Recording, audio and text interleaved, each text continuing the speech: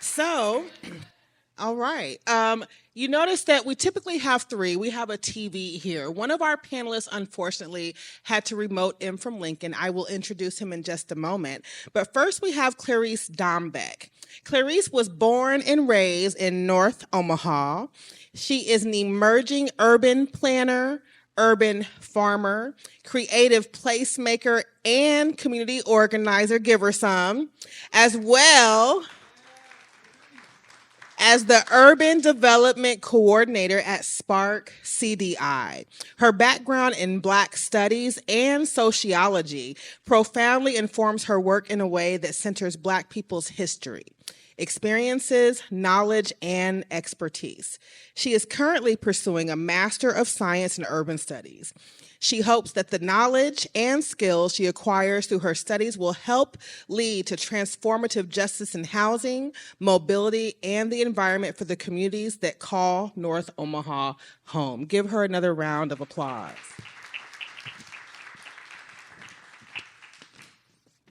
Okay. And then second tonight, we also have Greg Paskach with us. He is the housing manager with the City of Omaha's Planning Department. He is the administrator for several federally funded housing programs and is leading the implementation of Omaha's Housing Affordability Action Plan. Prior to working for the city, Greg worked as a director of fixed assets for a national nonprofit organization where he focused on corporate real estate management, including affordable housing development and management. Greg received his graduate degree in community development and planning from Clark University. Give it up for Greg. And then Charlie Wesche, our lovely friend on the screen, joined NeighborWorks Lincoln 6 years ago and currently serves as Chief of Staff and Real Estate Director. He has over 15 years of experience in residential construction and affordable housing development, having built or rehabilitated hundreds of homes for Lincoln's low to moderate income residents. Charlie played a key role in developing the Lincoln Community Land Trust, currently oversees all aspects of the trust operations, and continually advocates for affordable housing opportunities and the strengthening of neighborhoods. Let's give Charlie a round of applause as well. Before we move further, I would also like to recognize our From the Ground Up sponsors. Their support is instrumental in allowing One Omaha to put on impactful programming that empowers residents to develop thriving neighborhoods throughout our city. And they are First National Bank of Nebraska, Builder Trend, Metropolitan Community College, Omaha Public Power District, Metropolitan Area Planning Agency, the South Omaha Neighborhood Alliance, Metropolitan Utilities District, and Caring for People Services. Hopefully you will stop by the Metro table and the South Omaha Neighborhoods table in the lobby on your way in, or get a chance to talk to them on your way out. And finally, thank you to the Benson Theater for allowing us to have this space tonight.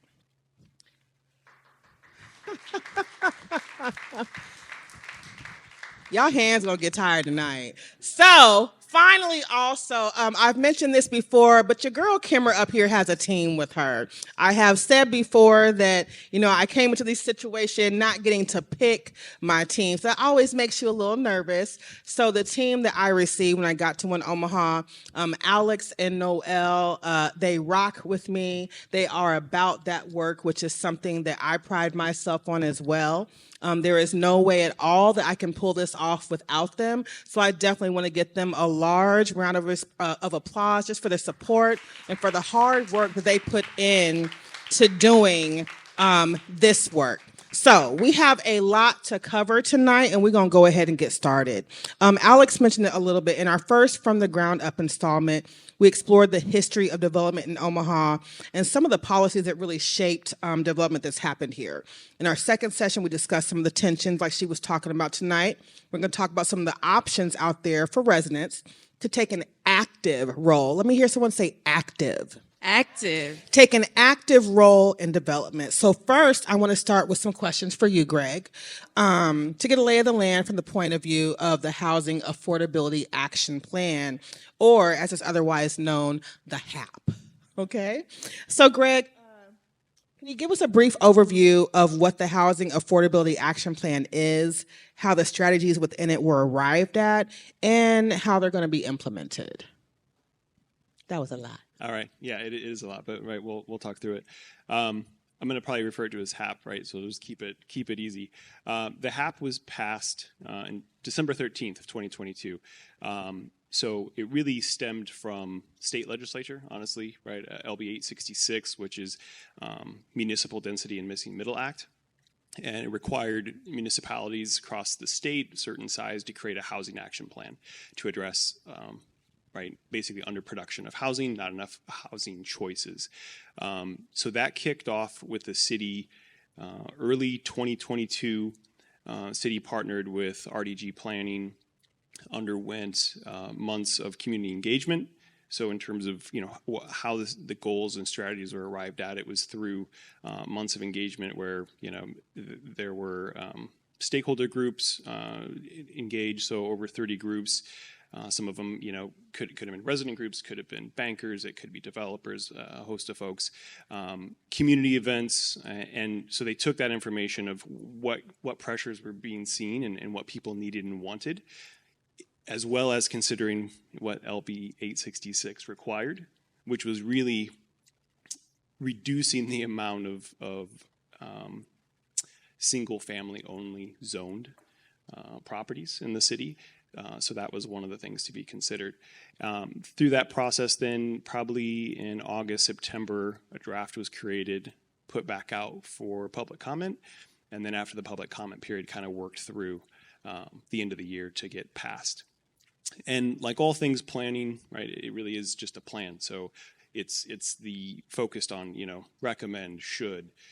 We don't see shall much in plans, right? So what was proposed and passed was really a framework, and so the implementation piece is that key piece of okay, so what now? So since that time, we've really worked on saying, okay, we need to set up, what a framework looks like to continue community engagement, and also identify those specific things, right, the city can do and take action on, and then what we need community partnership with to be able to do.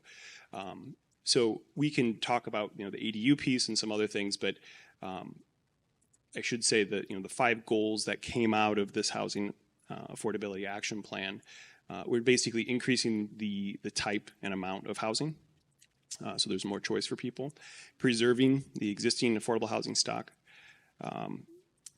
ensuring affordable housing is available throughout the city, not just in select parts of the city,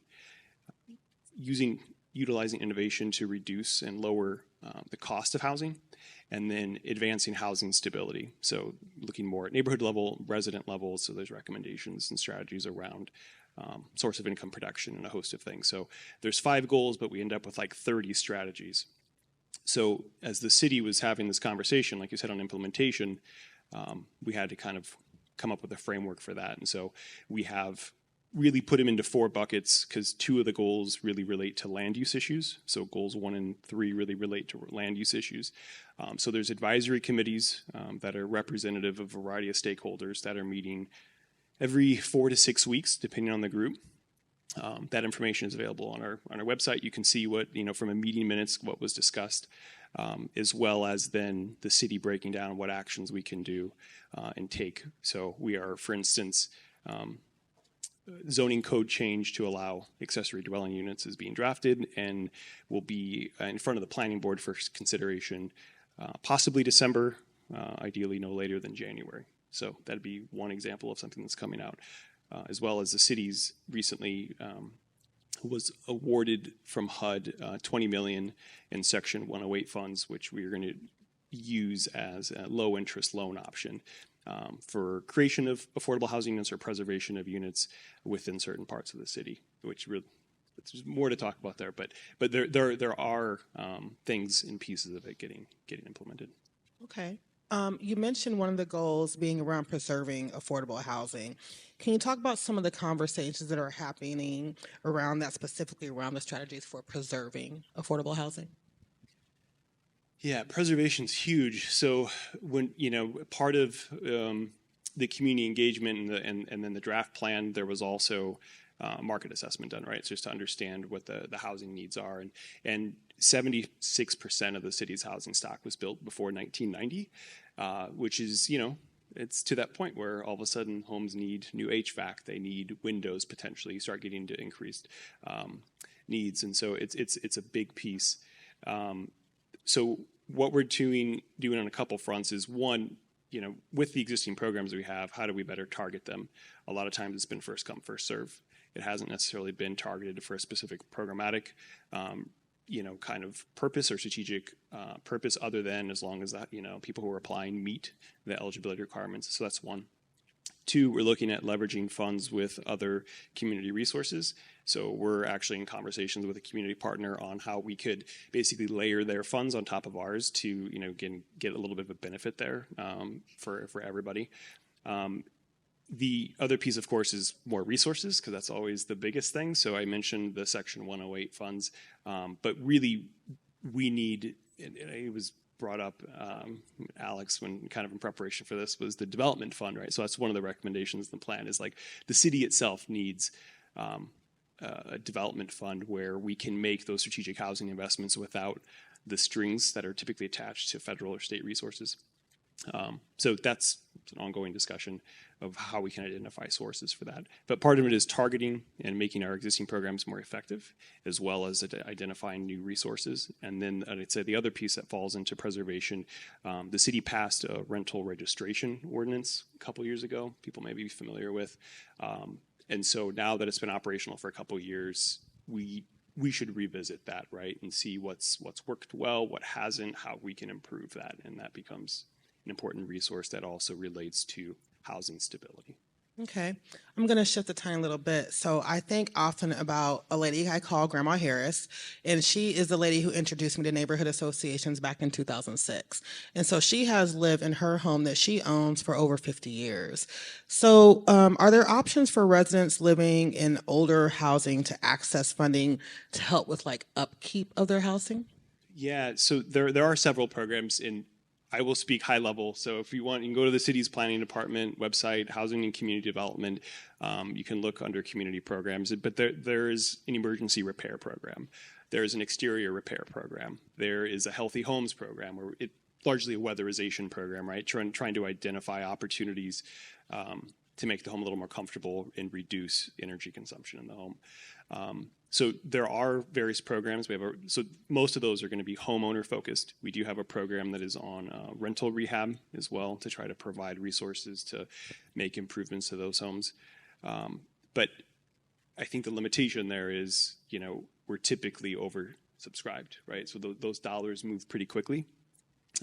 And so that becomes just a challenge of managing the intake of that and keeping up with the demand that's there.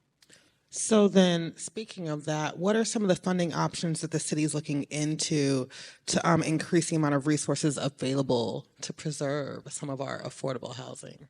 Yeah, so I mentioned the Section 108 loan program.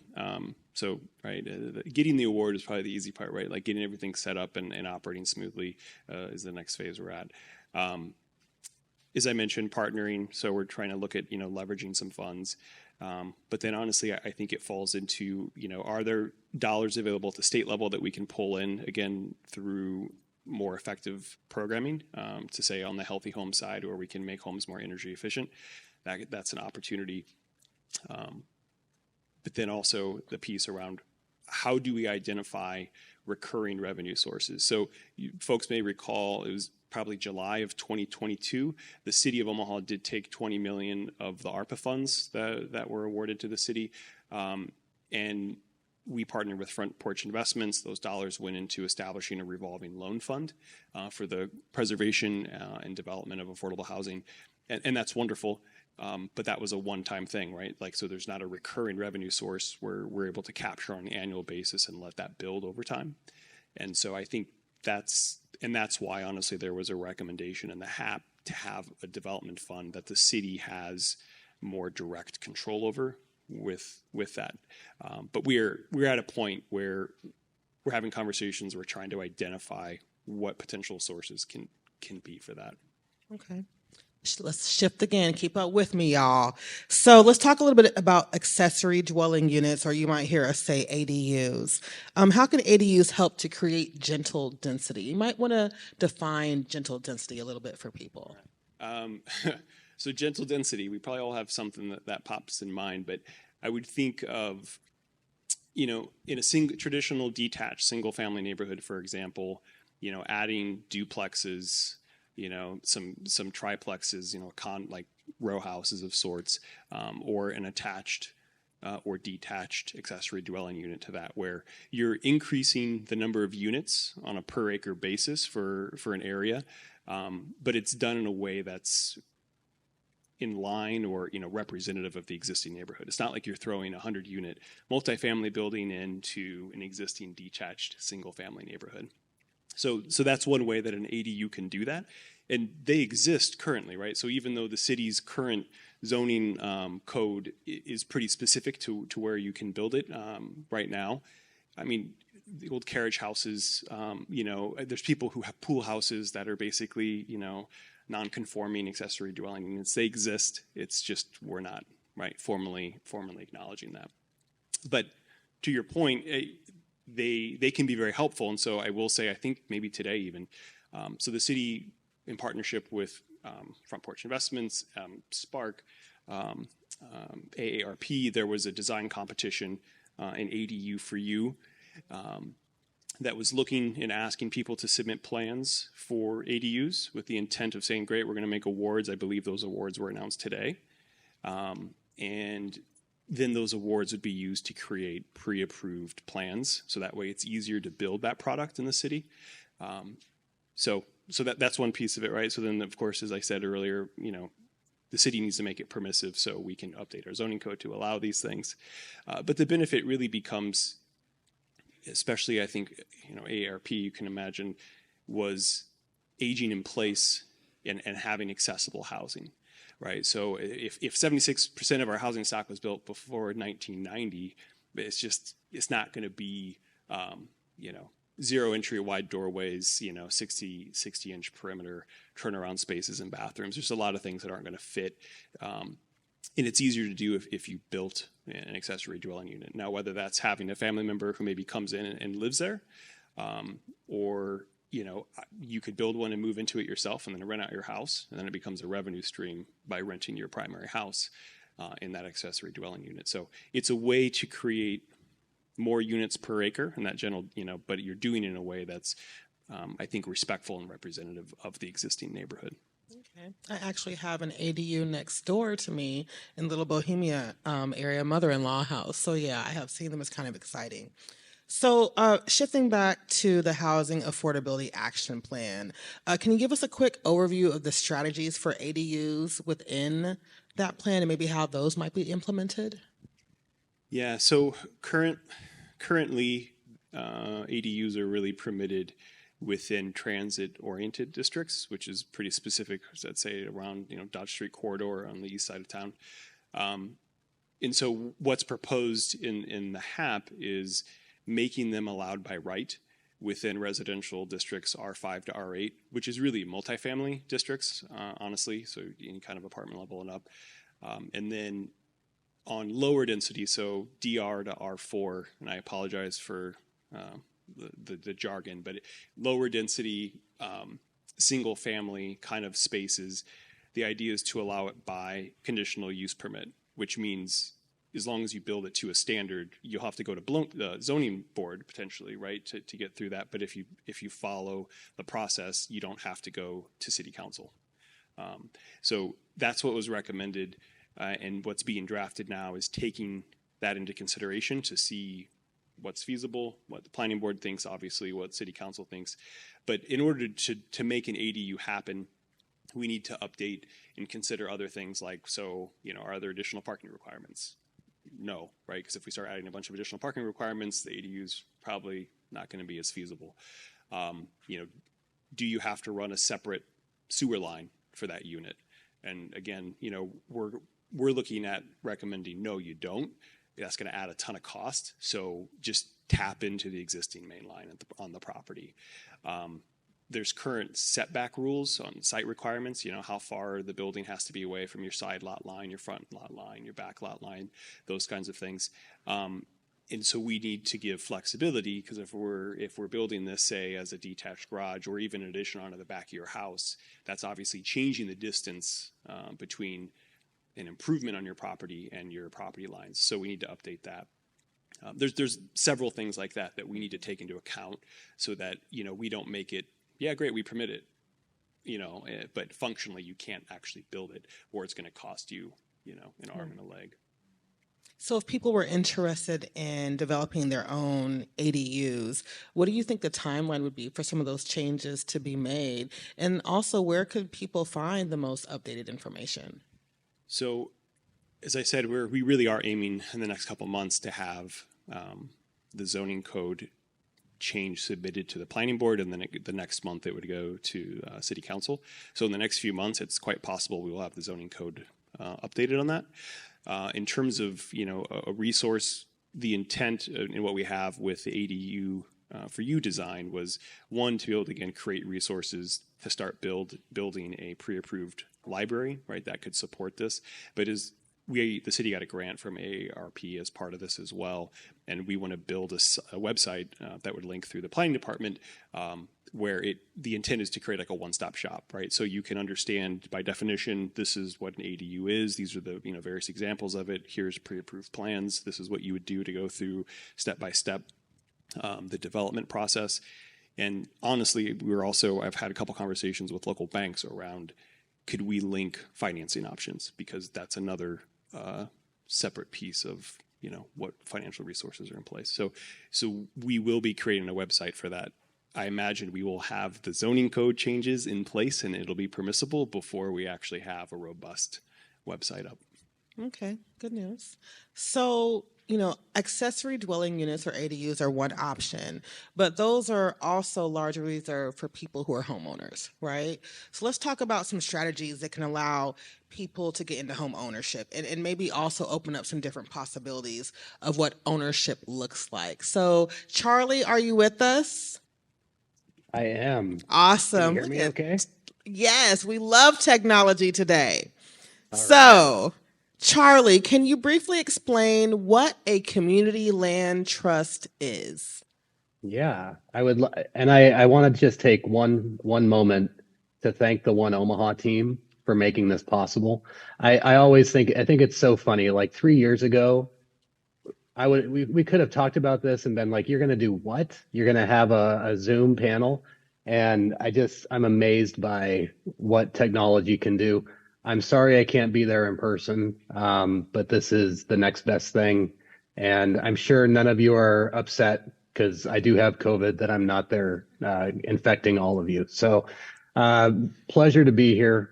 I would say at the highest level, a community land trust is typically a nonprofit that provides, that owns, that stewards land for a community benefit. What that community benefit is can be a lot of different things. It can look like commercial space. It can look like rental. It can be for sale homeownership. It can be gardens. And all of those different opportunities you can see throughout the country, excuse me, and throughout the world, really, in how land trusts are formed. But the principle that ties it all together is going back to that it's community held land that serves a community benefit. NeighborWorks Lincoln, we've had a land trust up and operational for about a year. Right now we have 8 units that are all single family detached homes that are held within that land trust portfolio. And the story is, it's really a 3-year story. We were able to secure some funding through NeighborWorks America to study the idea of shared equity home ownership, where you're basically using subsidy to get first-time homeowners into that property, but then that subsidy comes back to make the home affordable for future homeowners down the road. So broadly speaking, land trusts are one of 3 different ideas that fall under shared equity home ownership. So you have CLTs, community land trusts. I'll say CLT because it's a lot easier than community land trust. You have limited equity co-ops, and then the idea of deed restricted housing. Those are the three kind of models that fall underneath the idea of shared equity home ownership. The first year, we worked with an organization called Grounded Solutions, which I refer to them as the think tank of the Community Land Trust Network. If I have a question, they're the technical people that I go to, the resources they have on their website. We spent a year working with them on studying those three different types of shared equity opportunities. We got into all three of them, and we decided that a land trust was the best fit for the Lincoln market, putting that in line with what NeighborWorks Lincoln is trying to achieve by offering low to moderate income individuals and families an opportunity to own their first home. So that's kind of the first year of where we started. The second year was getting more specific. We knew we wanted to explore a land trust opportunity in Lincoln. We worked with a consultant from the West Coast, beautiful island village in Washington. She was awesome. She helped us really kind of put some meat on the bones of what we were hoping to achieve. And then it was basically a third year of a whole lot of legal work and working with lenders, working with the real estate community, working with title companies to make sure that they were all on board. But at the end of the day, what we're most proud of is we have 8 units in our current portfolio, hoping to have 20 by the end of 2024. I don't view those as one-time opportunities. In the past, NeighborWorks Lincoln has been around for 37 years. We've done for sale infill development in Lincoln, the core of Lincoln. And we really have used government, whether it's city or state funding, to subsidize the construction costs and the total development costs of these these homes. And that really became a kind of a one-time thing. The subsidy went into the project. The owner obviously got to live there, but then when they decided to move, they were able to sell at the top of the market. That was lost as an affordable unit, even though there had been subsidy put into it to make it affordable for that first buyer. So where we really saw being able to kind of make some hay was if we can put that same subsidy into building that one house, and we can sell that house over and over and over again to low to moderate income families, that's really putting a dent into the Lincoln Affordable Housing Coordinated Action Plan. The mayor is on record as saying Lincoln needed 17,000 affordable units. Obviously, that number was very overwhelming. But when we look at it, we're building one house, but in the lifetime of that house, we can serve 5, 6, or 7 families that it's being sold affordably every time down the line as you go through every different transaction. So that's our purpose with the land trust, is to support affordable housing. Most land trusts across the country have an affordable housing perspective. But there are land trusts that have other interests as well. Thank you for that. Can you talk about how a land trust is different from a land bank and from a nonprofit? Yeah. So, I mean, I would say some of you maybe are more familiar. Omaha has a land bank, which I'm jealous of. Lincoln does not. I've worked with Lincoln City government to explore that idea. A land bank really comes into play when you have property that's sitting dilapidated, vacant, or abandoned. That a land bank can be established by a municipality. It's given the power to scrub the title, so to remove liens, and then in theory, that property can be sold, passed on to affordable housing developers. So a land bank is more on the acquisition and the disposition side, whereas a land trust, in some models that I've studied and talked to, in Atlanta, Georgia, for one, they have a very well-established land bank that's taking in these properties, and then those properties are being handed off to multiple land trusts that are developing affordable housing and then holding it permanently affordable. And I think when you can get those two things working together, you're cooking with gas. Lincoln doesn't have an abandoned and dilapidated housing stock. I think we have a 3% rental vacancy. Most buildings are occupied. That's not to say they're in good condition. We don't have the overt vacancy that a lot of places with well-established land banks have. But we have a much more sinister problem where we have landlords that are not maintaining properties and selling and renting for as much as they can. So we're actually working with, I said earlier, the Grounded Solutions is kind of the think tank behind land trusts. I view Center for Community Progress as the think tank behind land banks and the idea of land banking. And we're actually starting to work with Center for Community Progress on some proactive rental inspection, things of that nature that we can use to improve some of the housing conditions that we're seeing. But really, there is a pretty marked difference between a land bank and a land trust.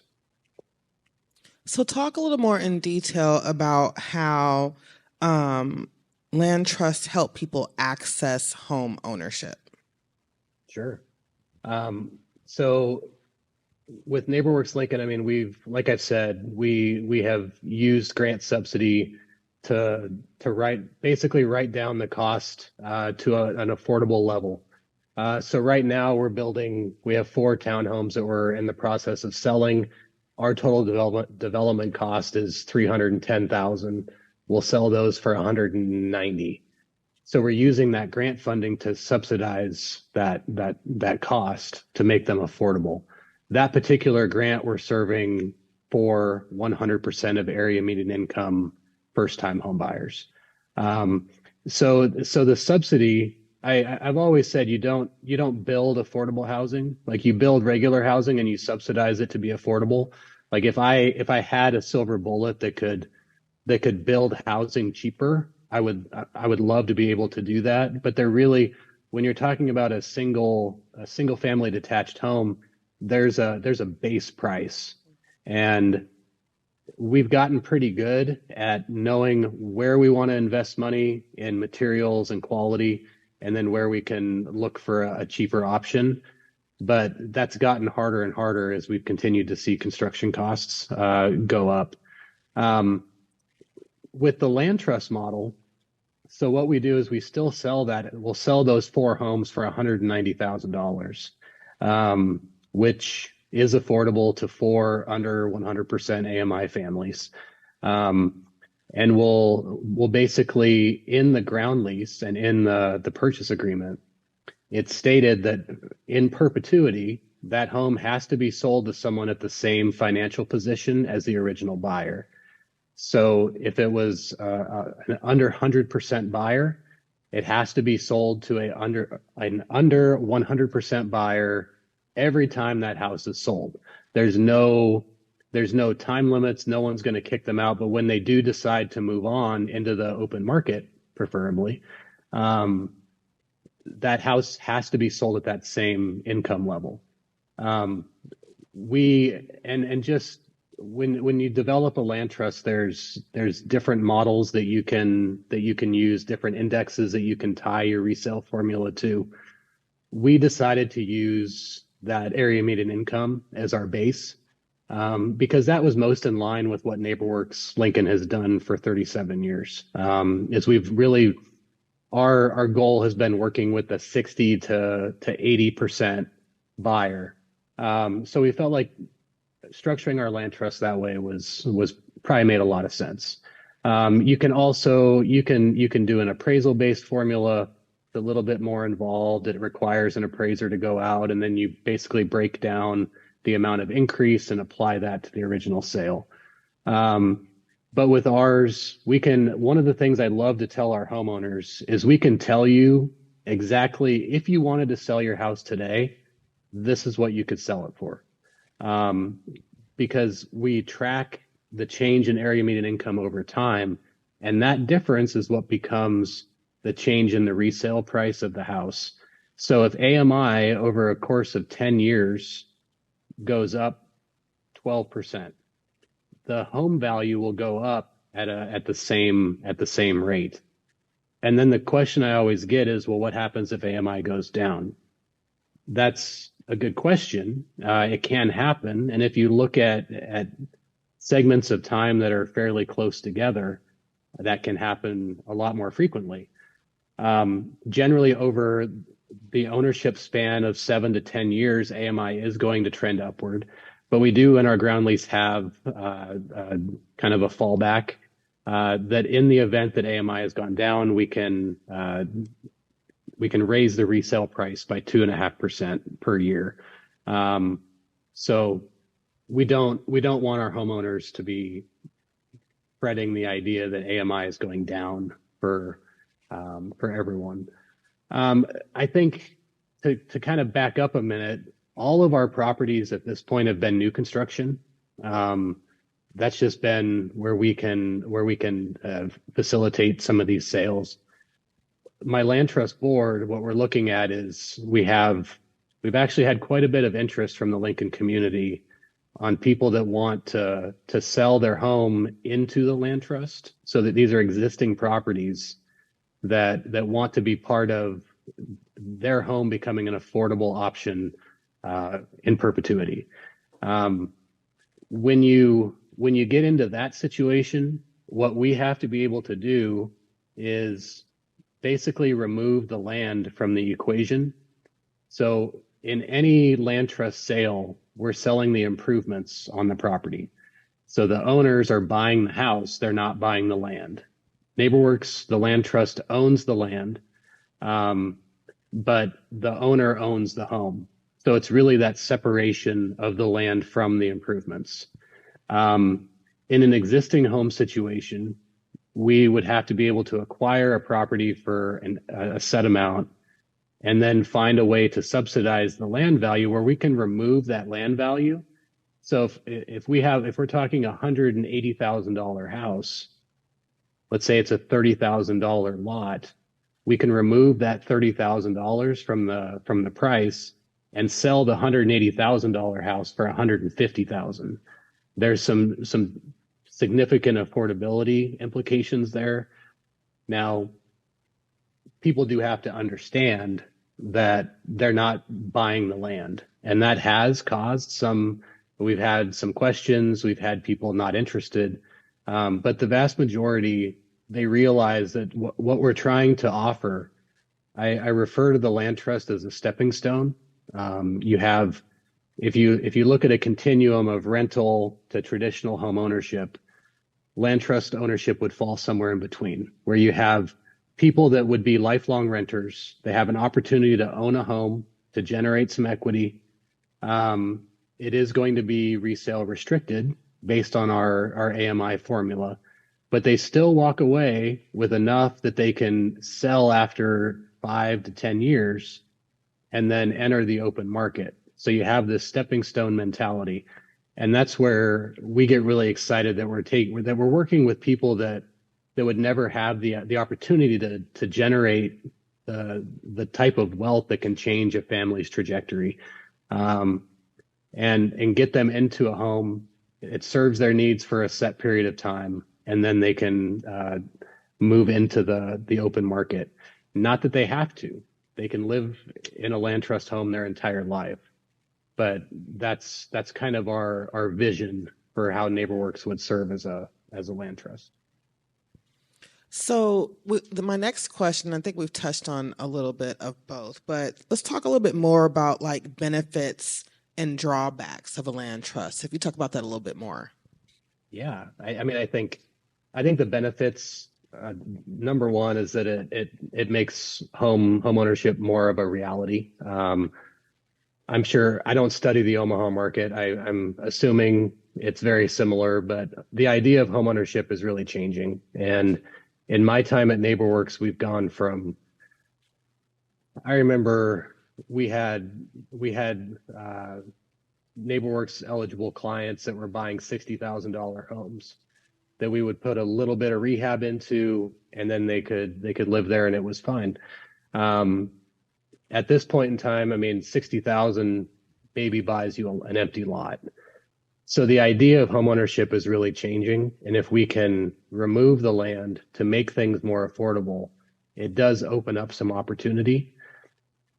I would say that's the number one, number one strength. Number two is that you have community control.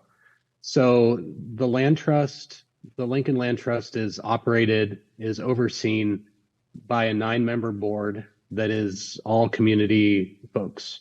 We do have some crossover between our NeighborWorks Lincoln board and the Land Trust board, but we have homeowners in the Land Trust that are advocating for how the Land Trust is going to operate, how we buy property, how we sell property, what we do with that property. So there is a community investment and a community aspect to what we're doing. And that's definitely a huge strength. The drawbacks, I would say the number one drawback that I've experienced, I have two of them. Number one is just the lack of education on land trust home ownership within the real estate sector. I remember some of the early conversations we had with our lenders about what we were looking to do, and they just kind of gave us this blank stare, like, we have no idea what you're talking about. Once we broke through and we were able to get to maybe the next step up in the financial institution structure, and we could talk to people that were in larger cities or had maybe some experience with land trusts, we told them what we wanted to do, and it was like, oh yeah, we do that all the time, no problem. So I think one of the drawbacks is that in Nebraska, land trust operation is viewed as this new entity, this new idea. But nationwide, land trusts have been in operation for 50 years, going back to Burlington on the East Coast, 1972 or 73, I believe they were instituted as the first land trust in America. So it's not so much a new thing on a national scale, but getting your local people in line with what you're trying to achieve I underestimated that entirely. Educating realtors, educating title companies, educating financial institutions, educating our clients on the pros and cons of this type of ownership. That's all been a huge effort. And I think if I could go back and tell myself something, it would be that. It's like, don't underestimate the whole education side of implementing this land trust. Because it has been, it's been a lot. I think the other drawback is that within the real estate community, I've felt some pushback. As soon as you start saying resale restricted property, agents' ears kind of perk up a little bit. And agents are going to do what's best for their client. And when you say resale restricted property, I think there's a tendency to think, oh, well, what are they getting themselves into? Once we're able to talk through why we're doing this, why we're viewing this as a great option for the Lincoln market, I think agents tend to understand that. And I've actually done talks with brokerages where I put like hard numbers to that. And I said, okay, well, this was a property that NeighborWorks acquired, redeveloped, and resold. and it was $280,000 in 2012. 8 years later, it was resold for $273,000.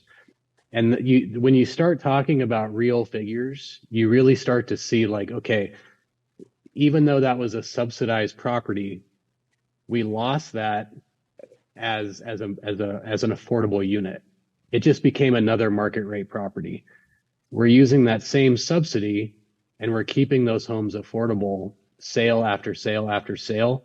And when we go to the state or we go to the city, even though they're a little skeptical at first, when we can make that case to them that we're using your money to build one house, and instead of serving one family, you're going to serve 5 or 6 or 7 or 8, like that just makes sense. So I think the education piece on all the fronts has been a drawback.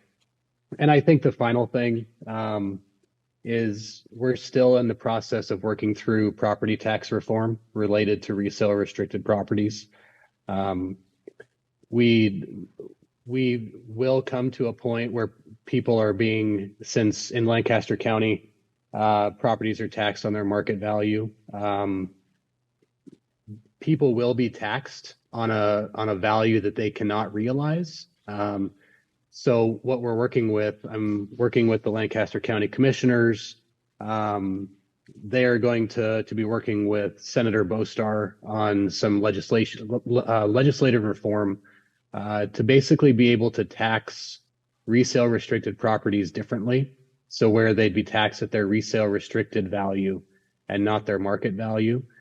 Because if we start paying the elevated property taxes, we start to unwind all of that affordability that we've built in to the entire process. Okay. I think that somewhat leads into the next question. We talked about it earlier as well, with land trust and equity being shared through them. Talk a little bit more in detail about how equity is shared in a land trust. Yeah, so it's that idea. So just to kind of walk through how the money flows. So we use government funding to subsidize our construction costs. That's what gets the home down to a level that can be bought by a low to moderate income first time homeowner. So let's say most recent example, that's $190,000. NeighborWorks Lincoln can offer down payment assistance on top of that to the tune of about $30,000. So we have homeowners that are moving in with a mortgage of $160,000. Now, that sounds great. I'm always surprised in this interest rate environment just how expensive that still is. But $160,000 for a brand new home, I mean, there's nothing like that on the market.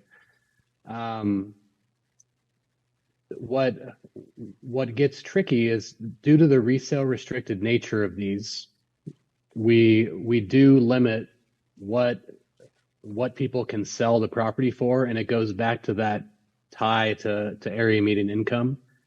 And basically, we front load all of the subsidy that we can into the property to keep it as affordable as possible on the first sale, because that's going to start the clock for that property moving forward. If we sell to an under 100% buyer, we have to sell to an under 100% buyer all the way through. And that has implications on what people can resell their property for. In projections that we've done, we actually fight. People think that land trust ownership, you don't generate any equity, and that's not true. You're generating equity, I mean, just through appreciation, also through all the months of making your mortgage payments. Nationwide, I've seen figures. The average land trust homeowner walks away with around $30,000 in equity when they sell their land trust property. But it's that idea that because you had the assistance on the front end to help you get into this house at an affordable level, there's still going to be, that is what keeps it affordable going forward. So Okay. does that help? That helps a lot. Does that help everyone? That helps. So, Clarice, we are going to shift to you now. I know that Spark has looked into developing a land trust. So, can you tell us if you had any challenges with that? Yeah, I'll essentially echo what my colleagues said with challenges they faced with their land trust, which was really around education. So education at a organizational level, but also education on a more widespread level as well, especially because traditional values, traditional mainstream values and pathways to wealth building have not been communal. They, as a community land trust model, and it has just been so focused on the individual that once we got into it, we realized that a lot of coalition building and education still needed to be done. So, if there are people in the audience tonight who are interested in developing a land trust, is Spark currently ready to serve as a resource in the process? Yes, we are.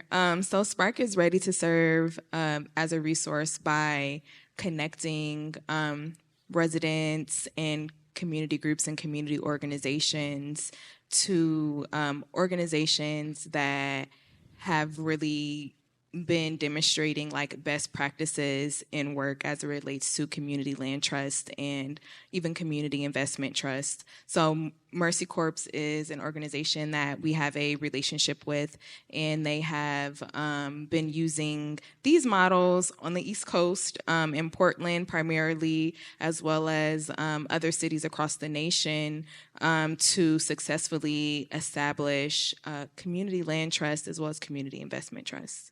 So we know that Spark is very busy. So if people do want to come to you for those resources, what do you recommend people have ready before they approach Spark with next steps?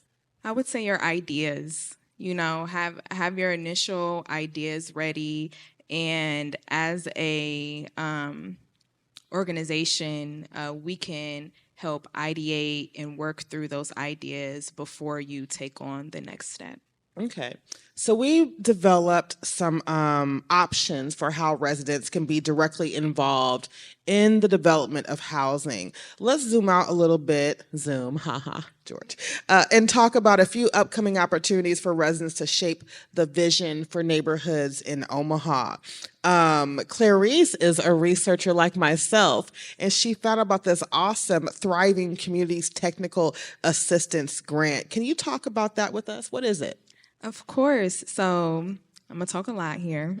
Okay. But the Thriving Communities program provides technical assistance, planning, and capacity building support to teams of community partners that need more staffing or technical assistance expertise to scope, fund, and develop infrastructure projects that advance broader community goals.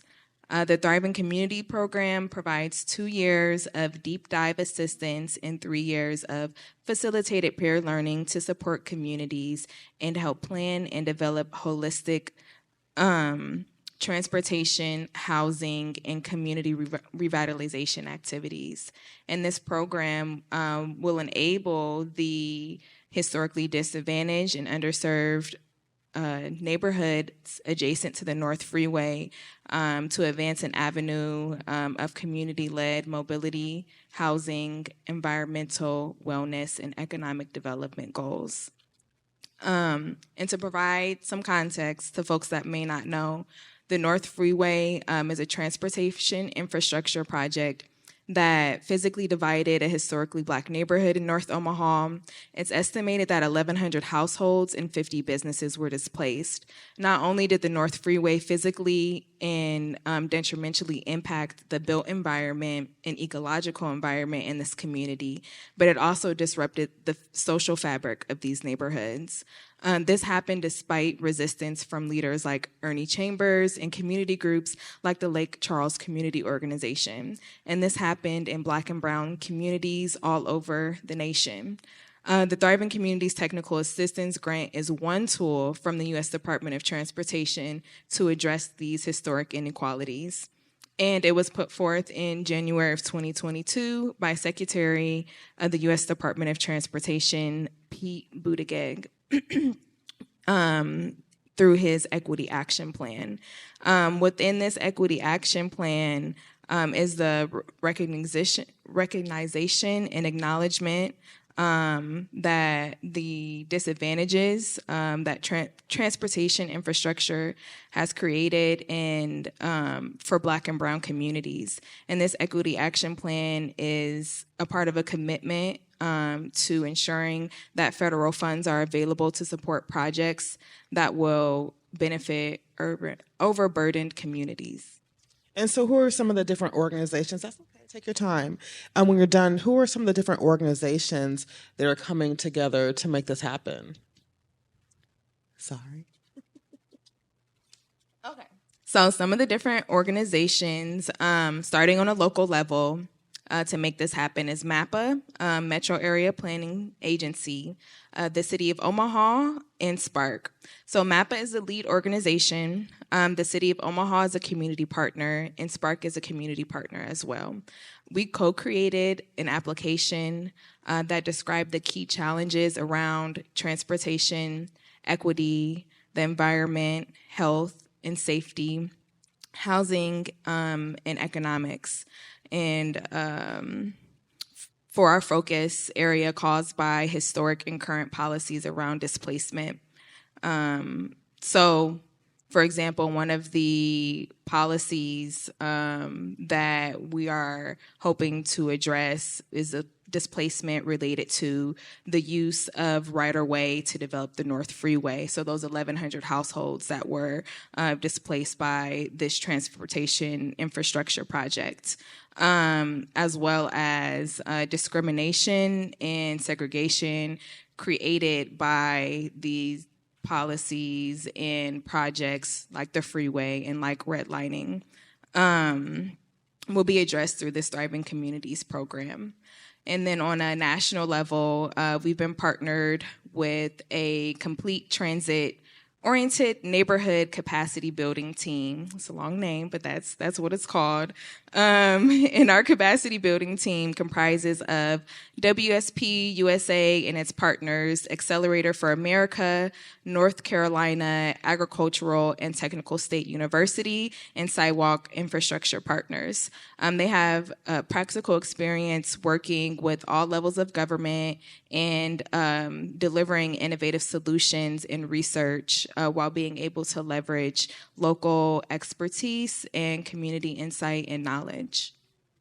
What's the timeline for that, and how can residents get involved? Okay, so right now we are awaiting feedback from the U.S. Department of Transportation on the scope outline that we co-created with MAPA, the City of Omaha, and our capacity building team. And then once we receive that feedback, we'll start on community engagement and education beginning in December of 2023. With a comprehensive audience assessment, followed by community dialogue around racial justice, housing justice, mobility justice, and environmental justice. Then, simultaneously, we'll work towards the creation of an urban design toolkit and learning sessions and workshops. And in addition to that, the community engagement, the learning sessions will take place simultaneously with project development application. So we are at the very beginning. We're about 3 months in on this 3-year-long project. And you said, how can they get involved? Yes. So residents can get involved. I would say the first way, or the most immediate way you could get involved, is by coming to Fabric Labs and Sparks listening sessions. we have 2 up-and-coming listening sessions, one on environmental justice on November 29th and one on mobility justice on December 6th. And the insight we gather from there will be used to further inform this Thriving Communities project and to further develop the project. And I'll say it's not just going to stop with these listening sessions. Like I said, this is a long-term project, and it'll take continuous, active engagement from community members and residents. Okay, Greg, let's shift back to you, buddy. Okay, let's talk about the master plan. Can you talk a little about the upcoming comprehensive master plan and maybe some of the outcomes that might come out of it? Yeah, so the city's comprehensive plan dates back to like mid-1990s. The zoning code that goes along with that is probably the late 80s. And so you're right? It was, when we were doing the housing action plan, there were lots of recommendations, again, on zoning code changes. And we were talking through this, right? And inevitably, it's like, yeah, that's great, but how do they fit into this larger land use discussion? And so with that, we just kind of acknowledge, like, yeah, we need to take intermediate steps. So we implement something and make some changes. And so the ADU zoning code change is one of those. But it was acknowledged we need to have a larger strategic framework where housing is one piece of it, right? But there's transportation, climate action plan can plug into Parks Rec, all these things, right, that fall into it. So the comp plan is really kind of internally working right now. So the mayor and the city council, with next year's budget, with the 2024 budget, approved the hiring of 3 new staff. So actually, one of them started this week. My understanding is another one has been hired and will be starting shortly. And so we can begin more detailed planning, and I think the target date would be spring of next year for kind of more public engagement and the public facing side of that. To kick off. In terms of, what can we expect for outcomes, we're going to let that engagement in the community speak. I think from the city's perspective, we the way we're approaching this is we'd like to be able to gather that feedback, come up with a few different scenarios based off of the engagement and the research that's out there, to say, okay, great, here's some scenarios, right? These are different outcomes that can come out if we approve a plan that looks like this, and if we approve a plan that looks like this. Get, basically community vote to understand what kind of appetite there is for those different scenarios, and then that can really help us inform it of which direction we go. And so from the planning department's perspective, we'd really like to see broad consensus around which direction we're moving in. I would say, and I mentioned to you earlier, currently part of the discussion, I should say, is as we move forward with the comp plan, currently our plan is really just citywide, right? Like, we don't have like specific neighborhood plans that can acknowledge there's differences in different needs in different parts of the city, and how do we incorporate that engagement and feedback in real time. And so there's discussion of that could be a good frame, right, as we look forward. So all that's being discussed and is something I encourage folks to stay tuned for, stay engaged, and as that kicks off, please share those thoughts. He was saying they don't have those plans yet. Greg and I are going to be talking a lot. So what's the timeline for that plan? Yeah, so like I said, I think the public-facing piece would be kicking off in the spring of next year. And similar to Clarice, really it's probably a 3-year project. So we actually, one of the, again, mentioned of implementation of the HAP, right? So getting funding and implementing a comprehensive plan really carries out and helps us carry out some elements of this. So we just applied for a grant to HUD to help pay for part of a new comprehensive plan. But so we anticipate end of 26 to early 27 by the time we actually have an ordinance adopting the new comprehensive plan. All righty. Wonderful. So I want to make sure that we talk about what we can be doing while we build and redevelop neighborhoods to avoid displacement of the people currently living in those neighborhoods. That's something that's been heavy on my mind, especially the past few years with all this redevelopment that's happening. Currently, a lot of redevelopment happening in my neighborhood that I just recently moved out of. What do you all think? And this question is for all of our panelists. Anyone, please feel free to answer, or all. What do you all think are the best policies or strategies to build strong neighborhoods without displacement? So I'll step in first, and I guess we'll go from there. But there's kind of a framework we tried to look at: and plan, protect, preserve, produce. And so, in terms of the cities, again, I refer to the HAP. There are multiple pieces of increasing production, right, from a production perspective. There's, again, the preservation of the existing units, but then also specific recommendations around, there's a recommendation to create a source of income protection or providing right to legal counsel for residents that doesn't exist currently. The city's very fortunate. Over the past few years, we've had about $122 million from the Treasury Department in emergency rental assistance. We probably have in the ballpark of 9 to 10 million remaining. And so we're really looking at more eviction prevention for that. But the idea of, so having rental assistance was very helpful for folks, over the past few years. But after those Treasury dollars are gone, what's there, right? So having some dollars available in the community on an ongoing basis could be very valuable. So there's a few things to start off. I know recommendations around replacement of units. So if you're going and doing redevelopment and you're demolishing units, especially if they fall right, say affordable to certain household AMIs, have a requirement that you replace, right, one for one. So I'll let Clarice and. I might be a little bit more radical in my thinking, whereas I want to see reparations for Black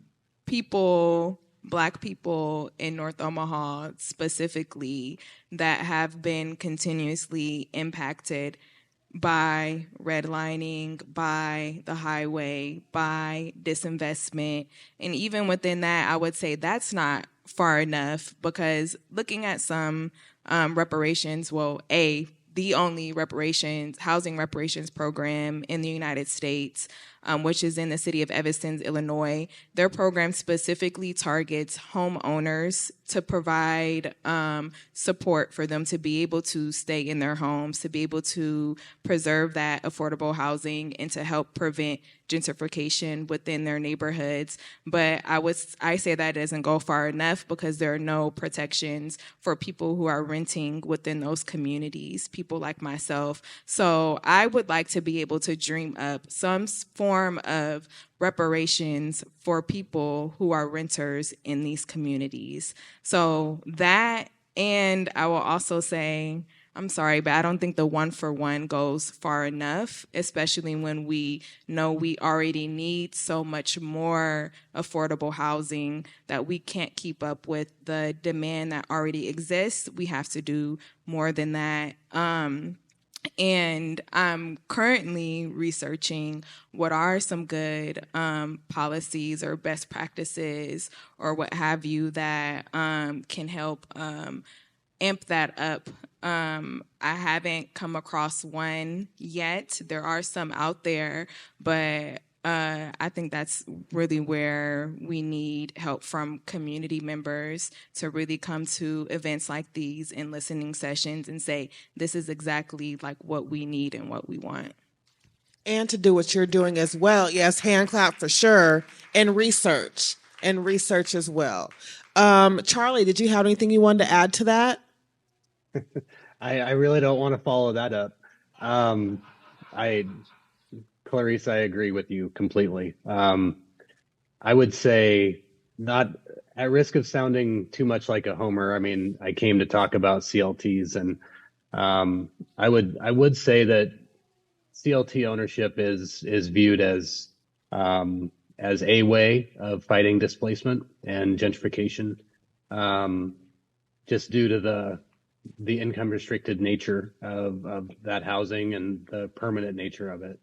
I think I heard Greg mention this in the city of Omaha. I'm not familiar, but I can say that in Lincoln, our mayor's office and urban development and NeighborWorks is administering the program.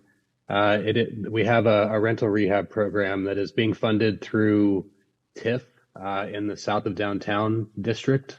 So if you're familiar with Lincoln, south of the Capitol, Everett and near South neighborhoods, anywhere from 95 to 98% rental, depending on who you ask. Some of the most naturally occurring affordable housing in Lincoln, but also some of the most disinvested housing. And this program is allowing landlords to make improvements that would never make cash sense. Sewers, water lines. I mean, all these things that the more I talk to these landlords, they've wanted to do these things, they just can't afford it. And they finally have the influx of cash that they can do that. We've coupled that with Lincoln Electric System to look at increasing some energy efficiency. We've coupled that with our lead-based paint program that we got HUD funding to administer that. So we've been able to make a sizable reinvestment in these units, and the landlords agree that to accept this funding, which is set at $15,000 per unit, they'll keep those units affordable to HUD fair market rents for a period of 20 years. So I think programs like that, I mean, we basically are creating housing that's going to be affordable for the next 20 years. And I've been really surprised. Most of the landlords, like they kind of laughed when we said 20 years because they're just planning on doing it indefinitely. So I think when we can layer reinvestment with some ongoing affordability, that is a step in the right direction. Awesome. So lightning round, really quick, 1 minute and under answer. Thinking of everything that we've discussed tonight, it's a lot, I know. But can you think of or identify any upcoming policies, legislation, code changes, that anything that any of us in the audience on this stage can advocate for to support projects or ideas around? I'm thinking upcoming state legislature session. Okay. Just because there were a lot of housing bills that were introduced last session, weren't able to make it through, right? Not a lot did. And a lot of those are going to be either carried over or potentially reintroduced. So I feel like that has quick opportunity to step in, advocate. So sign up for the bill tracker. I can show you how to do that. Clarice, did you have anything? Yeah, so I did mention the listening sessions being hosted by Fabric Lab and Spark. So those listening sessions, the information we get from community members through those is going to directly be used to shape our policy platform and advocacy efforts for 2024. So it's not something that I am recommending, but I want community members to come and tell us what y'all want us to advocate for. Absolutely. Charlie? I don't have a specific policy, but I would just say show up. Show up, bring your friends, bring your voice.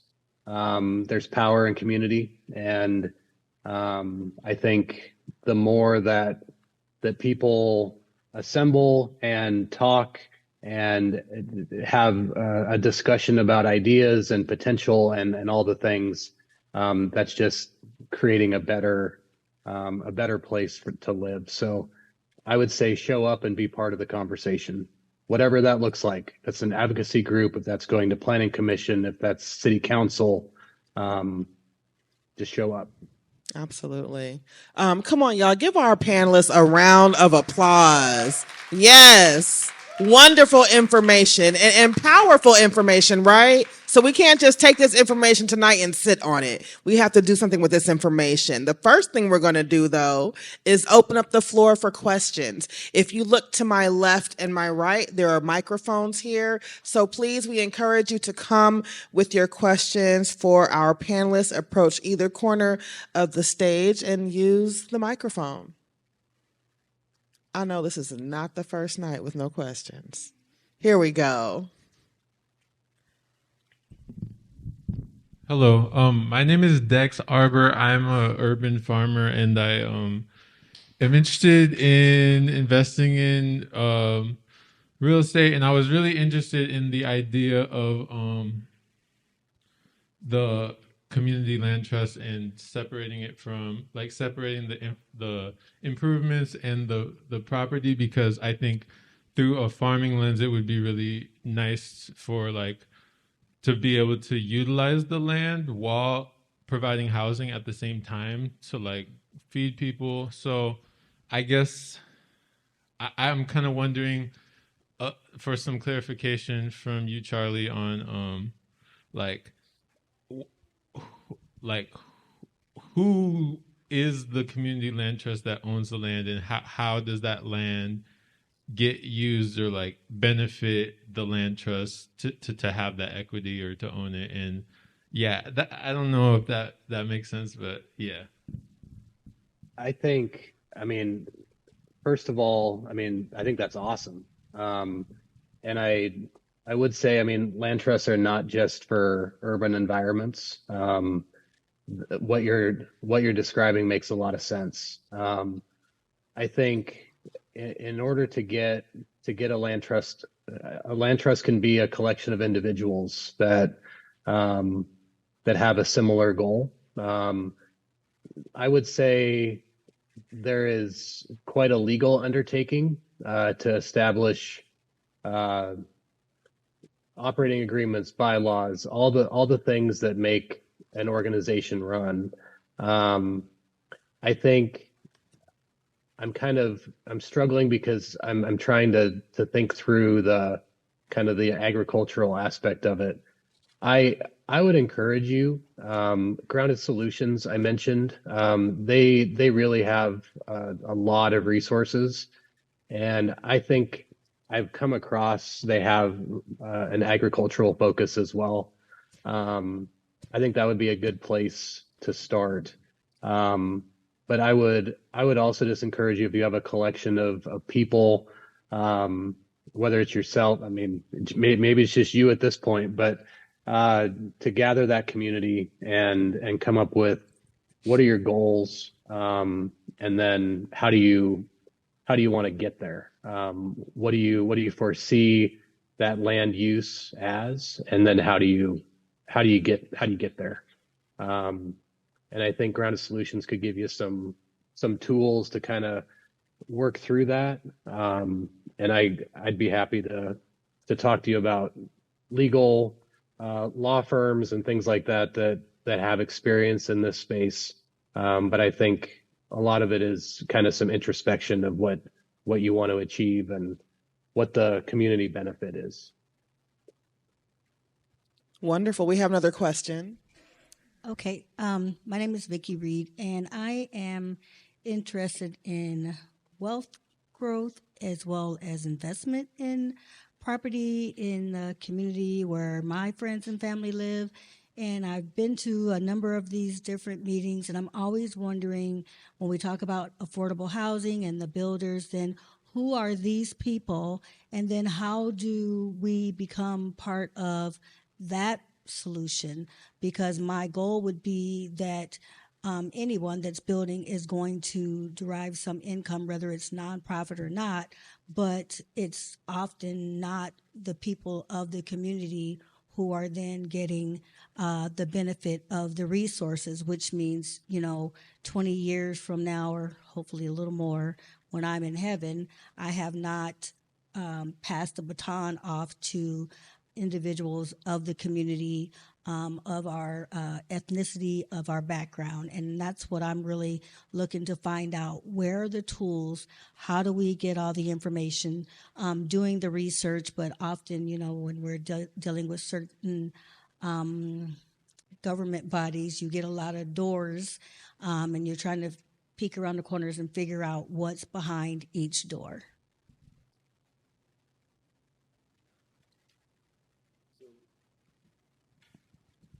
All right, there we go. From my side of it, I would say we're providing funding. Some go to homeowners directly. Like I said, some of them are going to developers or builders. And if you are a newer developer or builder, you're still eligible to apply for funding. So a lot of times what you'll see is within a project, right, there's usually multiple funding sources, or at least a couple. One of them could be, say, home funds through the city. So on the city's planning website, housing community development, you'll see there'll be a few different links, but one of them should be community development programs, and it should talk about CDBG and home funds and what programs are there. Those applications are currently one time a year in the spring. And we'll put that up there, right? Like the application timeline, what information is requested. But if you were building from that perspective, you could apply just like anybody else and see if your project gets awarded. But then I heard the emerging developers. So Spark also has, Spark has a program called Developer Academy, which is particularly meant for emerging developers that have been underserved, that are doing development projects in marginalized communities like North and South Omaha. The last cohort of Developer Academy for 2023 was just completed, but there will be another one happening in, I believe, the fall of 2024. So if you are looking to start to get your feet wet in the development process and to make connections with folks at the city, with contractors, with other developers, I would definitely recommend taking that class, and you can find information about it on our website. Okay, I see 3 more questions. I will have to cap it at that because I don't want them kicking me out of Benson Theater. And so I believe it was over here first, and then we'll come over here, and then you, sir, in the back. Thank you. Thank you all for your time and skill with us tonight. What is the difference? This is a question for anybody. What is the difference between a nonprofit that owns land and a community land trust that owns land? So typically a land trust is a nonprofit organization. I'd have to look and see if I don't think that's a requirement. It's just typically how it is structured legally. It's not a requirement. Okay. So yeah, I mean, a nonprofit, I mean, NeighborWorks Lincoln is and maybe I should have said this. So our land trust is structured as a subsidiary of NeighborWorks Lincoln. So NeighborWorks Lincoln is a 501c3, and then the land trust is basically, at this point, we view the land trust as a program of NeighborWorks Lincoln. That's our parent organization. Mostly because right now we have grant funding to acquire property. We have no revenue for operating expenses. The staff is pretty much me on the land trust side. But I mean, eventually the 10-year goal is for the land trust to be its own self-standing nonprofit 501c3. That's not the case right now, but there are, I mean, land trusts across the country, I mean, they are nonprofit affordable housing developers that are a land trust. So it's really a matter of just how the legal structure is framed. Thank you. And then we have a question over here. Hi, everyone. My name is Elagia. I live in North Omaha, and I guess I'm kind of wondering about if there are any solutions or maybe policies that you've seen in other places that kind of have let's see how I can frame this question. So basically, I live in North Omaha, and I live in a house that's owned by a foundation, and the foundation owns many, many properties in the area, and this seems to be like a recurring theme in North Omaha with foundations and another 501c that owns a lot of the land and refuses to sell them. And so I guess I'm wondering, are there ways that people can have land or home ownership? And is there any solutions or policies besides like a land trust or a land bank to where kind of can hold entities accountable so there's not so much hoarding of land and resources? I guess that's the question.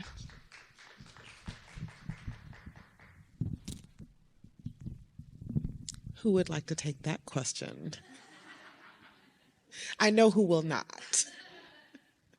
Yeah, I guess I'll wade into that. I guess I feel like there would have to be functioning state laws on, around ownership and, how long you're able to hold a property, and you would step into that realm. Charlie, I don't know what your thoughts are from the land trust, but yeah, I feel like that becomes a legal question very quickly. Yeah, I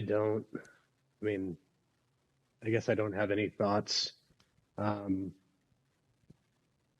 Could you ask the question one more time?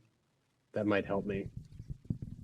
Yeah, basically, I guess I'm wondering, are there any solutions or I guess ways that the community can hold like entities accountable? And I know I'm thinking because where I live in North Omaha, there's a lot of 501(c)(3)s or foundations who hoard a lot of land and they refuse to sell the land, and they usually have caps on the ability to rent said building or said lot or said house. And so I'm just trying to see solutions potentially to where the community, especially communities who work and live in that area and are devoted to that area, ways they can have ownership based off of those things. Because like, for instance, like the land bank exists, but the land bank, if you're not building like an immediate housing structure, it's kind of hard to get approved to own a piece of land by the land bank.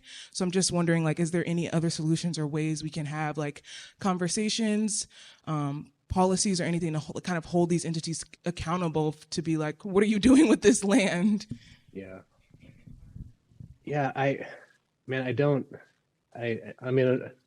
hate to say this, but I mean, Lincoln, we don't have nonprofits that are hoarding land.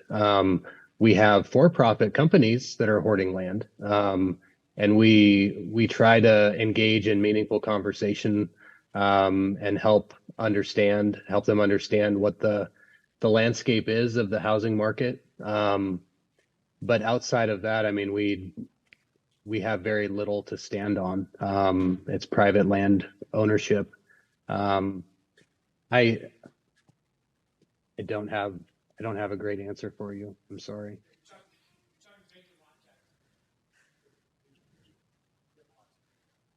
So probably something that definitely warrants further conversation, further research. I know that myself and our team will be going back through all of our From the Ground Up speaker series to go through, because there's been a lot of thoughts and ideas and questions that have come out that warrant further looking into. I apologize to the two remaining people who wanted to ask questions. If I don't shut this down, Noelle is going to get the hook on me. And so I do not want that to happen. I really apologize. But please see us after and let's try to get some questions answered. But I do have to take care of a few things. And one of those right now is that I want to leave you all with this. If you're wanting to advocate for certain policies or get a group together to create a land trust or to make a neighborhood plan, One Omaha has resources for you. Please, please, please reach out to Alex. Yell, Alex. Where is she at? She's in the back. I can't see because of these lights, but Alex at oneomaha.org. Holler at her tonight. Email her, because we have our collab services at COLLAB. It is an acronym. I will not tell it all to you right now, but our collab services help to facilitate group projects and long-term organizational sustainability. Number 2, our mini grant is open right now, and the mini grant application closes is on November 19th. You need 3 people, 3 residents from your neighborhood to apply for a mini grant. It is a super simple process. We made it like that on purpose because we're all about accessibility over here.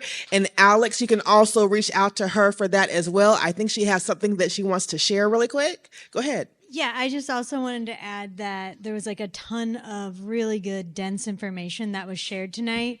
We are going to upload a video of this talk onto our website, and we're also going to link relevant resources. And also, if you heard anyone such as Elijah make really good points that you're interested in connecting with and continuing that conversation, you can reach out to me, and I'd be happy to continue to connect people around these topics. Yes. Thank you so much, Alex. And speaking of those mini grants, we are going to award our mini grant recipients here December 12th at the Benson Theater. So we invite you to come back and join us for our holiday party that we will be having here.